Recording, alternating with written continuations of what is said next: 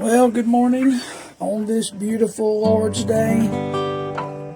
Happy Sunday to you all. I hope you're all well on a beautiful day here in East Tennessee, wherever you may be this morning. It is just about church time. I'll get this guitar fixed up here. I got all twisted up. I need to get this thing all fixed up while you're... There you go. I didn't put my strap on, and I usually do that when I don't. It gets all mixed up.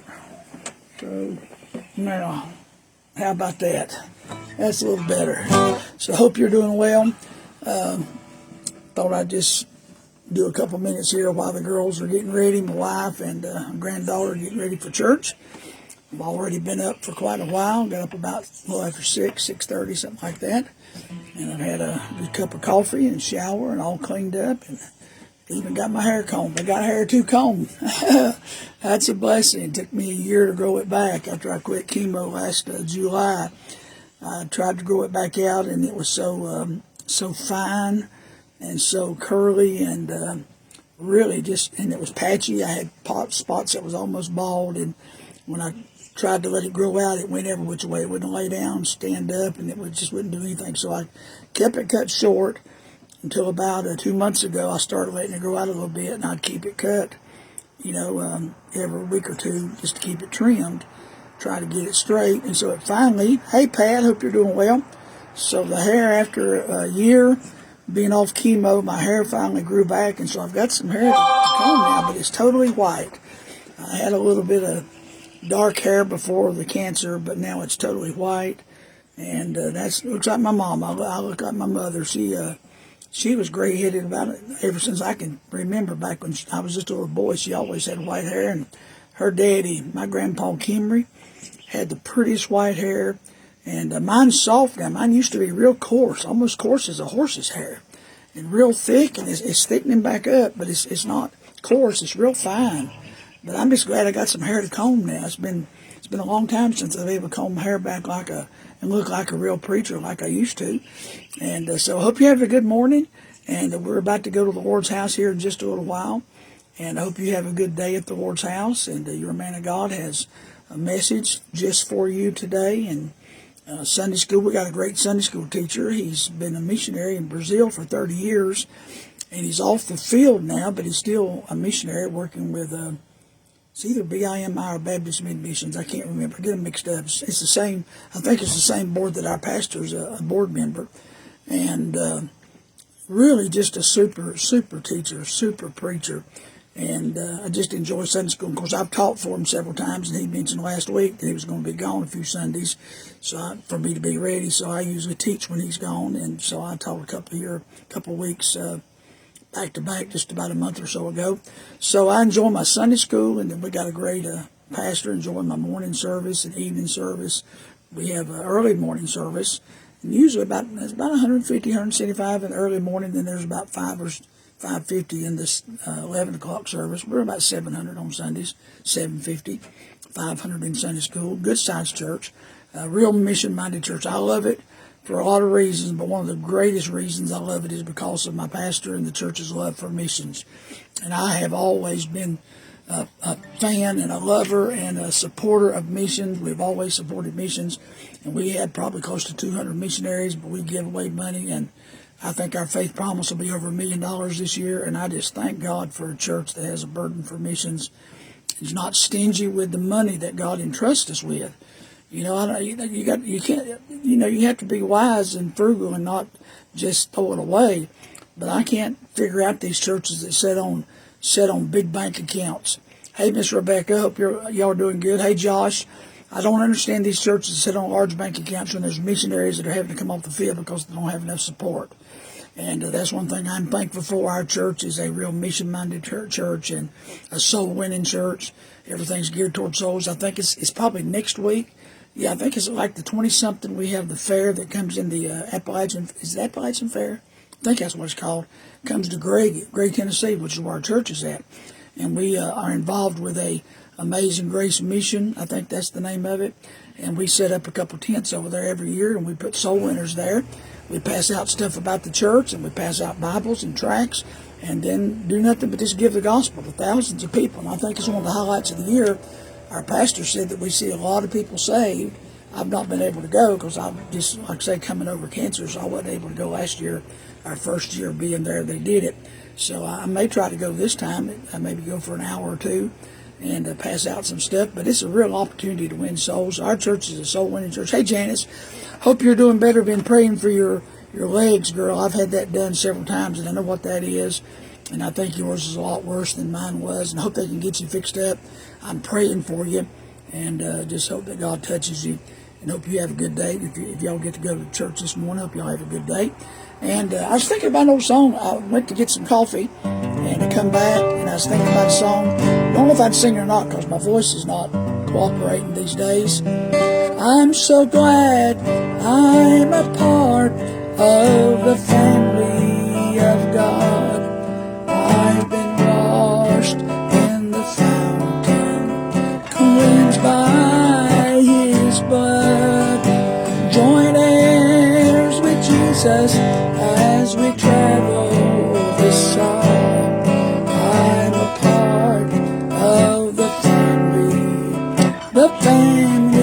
of God. You'll notice we say brother and sister around here. It's because we're a family and these folks are so dear. When one has a heartache, we all share the tears and rejoice in each victory. This family so dear. I'm so glad I'm a part of the family of God. I've been washed in the fountain, cleansed by His blood. Join heirs with Jesus as we travel this side.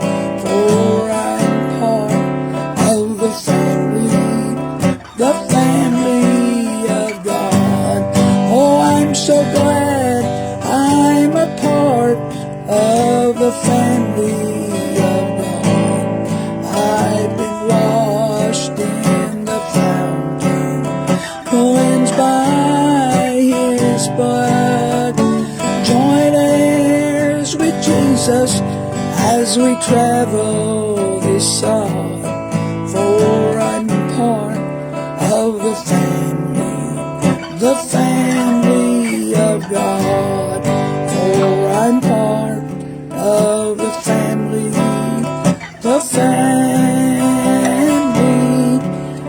of God. Don't you like that song? I was trying to say washed right. My granddaughter, well, not just my granddaughter, my granddaughters make fun of me in my country talk. I say wash. I say I got to wash my hands. And they say, Papa, it's not wash, it's wash. I say, I can't say wash, I say washed. So I started singing that song when I got to the word, I've been washed in the fountain. I started to say washed, and I caught myself. I said, oh, no, Kylie, she hears that and she'll laugh. So I said washed instead of washed. You heard it, so you can vouch for me. I said washed. I'm just country. I can't help it. I'm country to the core. And you're welcome, Janice. Yeah, I'm glad you're getting to go to church. I know those leg things are a problem. I had mine operated on by Dr. Yeah, you know what I'm talking about over there in Living Waters. He did mine twice in each leg. And I just, one's coming back now on my right leg. I got a big one sticking out. Those varicose veins and circulation. So I hope they can get you fixed up. And as part of growing older, I start to get, part of growing older, things start happening. So, well, we've had a busy week this week and a lot of things in the news. I won't talk about that today on the Lord's Day. Today's about Jesus and serving Him. But we've had a good week this week. I've had a rather good week physically. And my granddaughter came up, my son's daughter, Kylie, came up and stayed with us Thursday. And she's going home this afternoon. Their parents are coming in today. And they'll pick her up after church this afternoon. So she's been with us since Thursday. We've had a great time. We went off Friday together and did some things, and had a great time. And we've laughed and cut up and eat. Oh Lord, have we eaten? My wife has cooked. She made, she had some spaghetti left over, and she made some pizza baked spaghetti. Hey Joyce, hope you're doing good. Give my love to Brother Lee. But she took some spaghetti and made some pizza baked spaghetti. Took the leftover spaghetti, put in some fresh tomatoes and some pepperonis and bacon cheese, and made a big old pizza baked spaghetti. And then she had a great big old pot of vegetable soup, and we had fresh peaches, cut up peaches, and fresh cantaloupe and tomatoes yesterday. And she fried a big old pan of cornbread. We had fried cornbread, and so we had a good day yesterday. And today I think she's fixing breakfast. Kylie wanted biscuits and gravy. So before she goes home with her parents today, we get back from church, my wife's going to make scrambled eggs and biscuits and gravy and bacon, and we'll have fresh cantaloupe and tomatoes and peaches. So we'll have a good lunch today, breakfast for lunch. And so we do that once in a while on Sundays, and it's a lot of fun on Saturdays or Sundays to have breakfast for lunch. I like it. Hey, Brother Gene, I hope you're doing well this morning. So looking forward to the day. Our preacher's been gone this week. Our pastor has, in Arkansas, in a youth meeting out at the Triple S camp, Christian camp, with Brother John Bishop. And I know Brother Bishop. I've been with him many times in meetings. He got a great testimony, and he's been out there preaching this week. He and his son both have preached, and they just got back in last night. I texted him and welcomed him back home, told him I was praying for him tonight for today's services.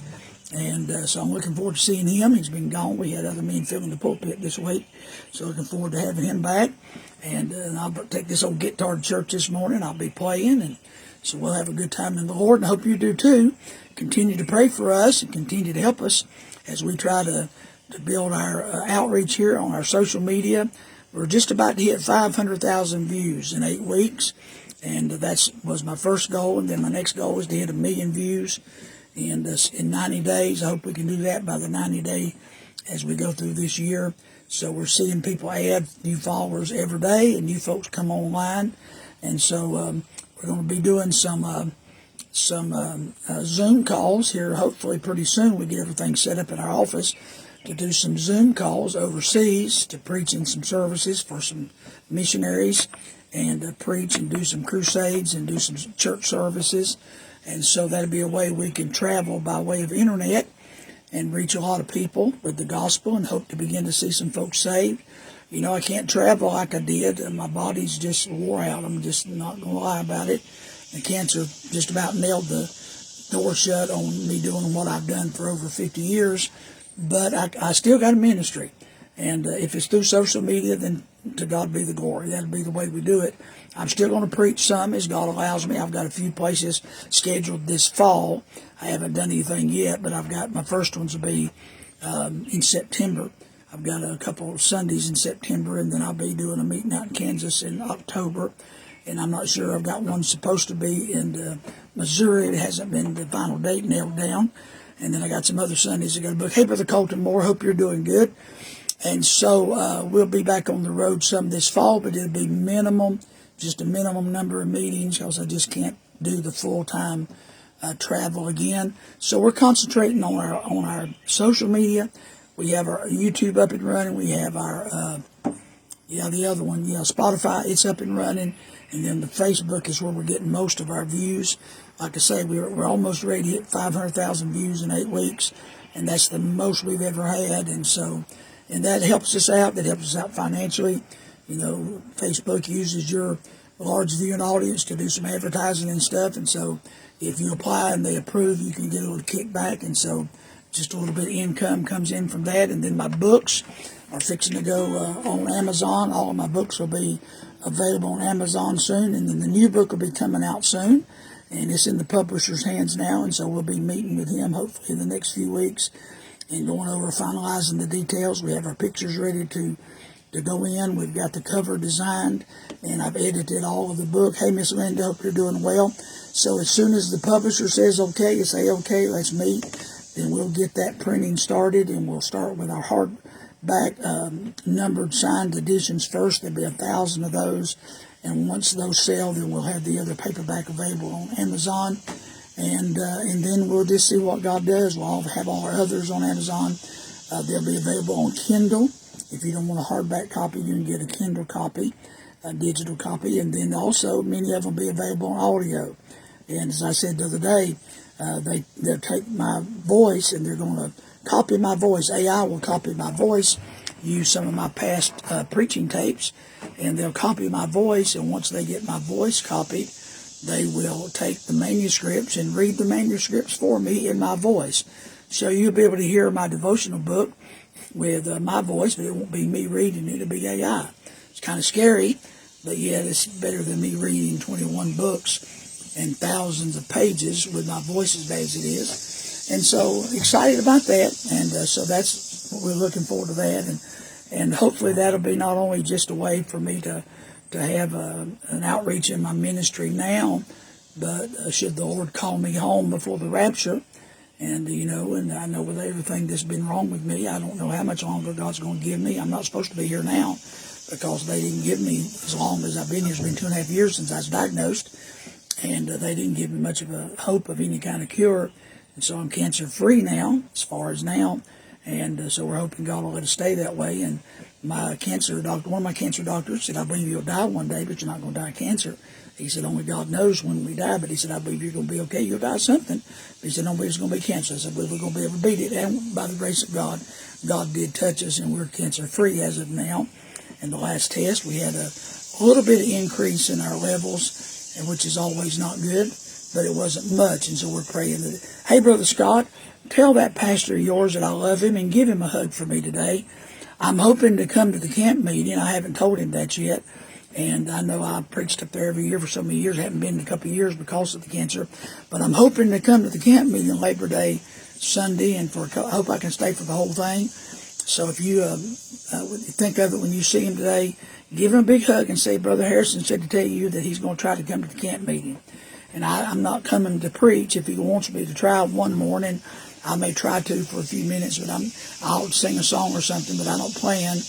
I won't plan on coming to preach the whole meeting like I have. He hasn't asked me to anyway. But I plan on trying to be there because I want to see everybody. Y'all have been so good to us. Y'all's church stood with us during cancer, and I'll be eternally grateful. Brother Woosley is one of the best preacher friends I've ever had. And I'll say that publicly and to his face. He's one of the best preacher friends I've ever had. He stuck with me since we met over when he was in Paducah, down south of Paducah there. We met, and he's been my friend. And he and his wife have been true friends, and I love them with all my heart. So I'll see you, I guess, in that's about 6 weeks from now. It's not far. It's going to be here before you know it. So I hope you have a good day today. Hey, Jonathan, hope you're doing well. Well, I'm going to get out of here and get this guitar back in the case and get my Bible and get ready to go to church. It is, let's see here. What time is it? Okay, it's about 10 till 9. We leave about 9:30. Hey, Brother Dwayne Johnson, hope you're doing good. And you and Miss Wendy, give my love to your precious wife. And hope y'all have a good day at church today. And Lord willing, we still need to get together sometime before this year closes. Get together maybe and have a meal or something. We'll talk about that and meet somewhere. So to your house, from my house to your house, hope you have a good day today. Best wishes. And a happy Lord's Day to you. And keep praying for our nation. Pray for all those that are affected by floods. There's been more floods in the last 48 hours. Hey, Brother Gary Caldwell. Hey, buddy. How you doing, man? I follow you on Facebook once in a while. I see you. I thought about you the other day. I was looking through some pictures from Wilkesboro, in the Wilkesboro tent meeting. I posted some online on a reel I made of some of those tent meeting pictures from Wilkesboro under that old canvas cathedral. And I remember that's where I met you guys, in Wilkesboro, in some of those early meetings I did. You and your brother. I hope your brothers are doing well. I never see any of them. Of course, being in Tennessee, I'm out of touch with everybody. But I hope you're doing well. Give my love to your brothers if you talk to them, your dad, others. Tell them I said howdy. And hope you all have a good day today. Thank you for supporting our Facebook page. Continue to support it. Share this video. And I hope that, that's where it was. That's where those were from. Those from Wilkesboro.